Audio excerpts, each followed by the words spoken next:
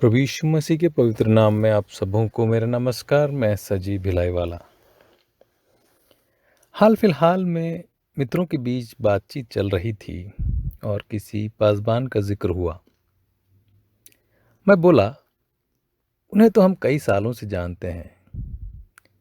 फला फला साल में उनके साथ फला फला हुआ था। मैं यह दोहराना नहीं चाहता मैंने क्या कहा। आप समझ ही गए होंगे कि मैंने उनके बारे में कुछ बुरा ही कहा होगा। अकेले में जब मैं उस बातचीत के बारे में सोच रहा था, मुझे लगा सिर्फ एक वही पासबान ही तो भक्त नहीं है इस दुनिया में।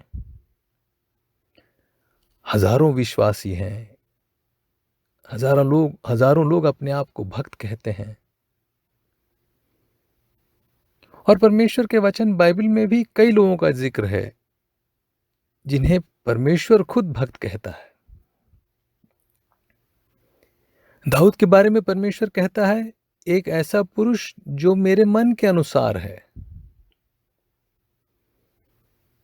पर दाऊद के जीवन में भी व्यभिचार था। अब्राहम को परमेश्वर मेरा मित्र कहता है, पर उसने कभी अविश्वास किया था। पतरस को प्रभु यीशु अपनी भेड़ों को चराने की जिम्मेदारी देता है, लेकिन उसने कभी धोखा दिया था। मेरे हिसाब से किसी भी मनुष्य के जीवन को जांचें तो कुछ न कुछ कमी या गलती मिल ही जाएगी।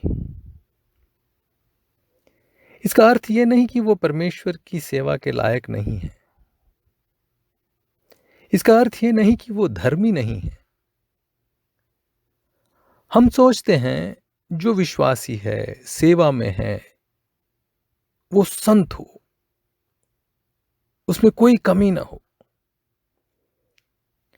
हम उसमें एक ऐसी पवित्रता की आकांक्षा रखते हैं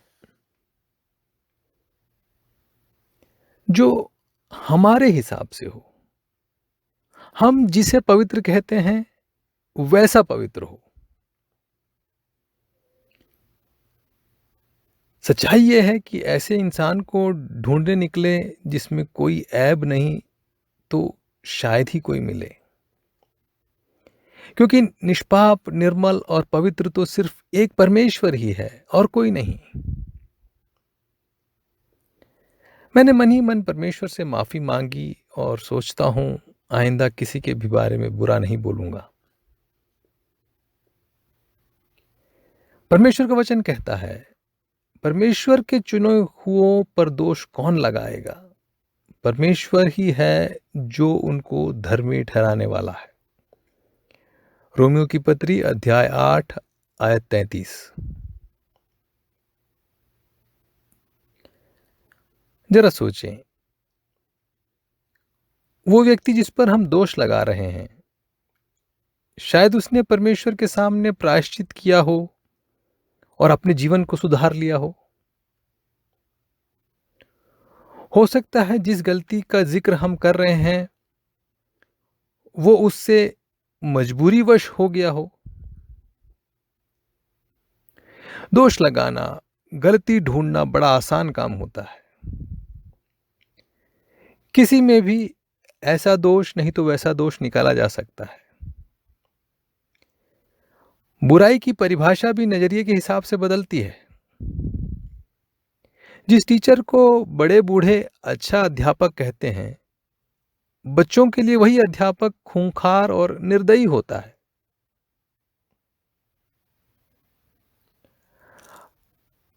अदालत के बारे में अगर सोचें तो अपराध किन हालातों में किए गए ये भी अदालत जांचती है। किसी की भी बुराई करने से पहले, दोष लगाने से पहले हम सोचें किन हालातों में उस व्यक्ति ने वो गलती की थी, उसकी आज की हालत क्या है। क्या खुदा के सामने वो दोषी है?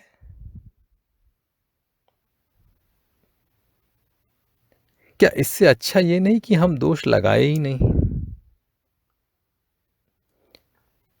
किसी की भी बुराई करे ही नहीं, परमेश्वर पर छोड़ दें, वो न्याय करेगा। आमीन।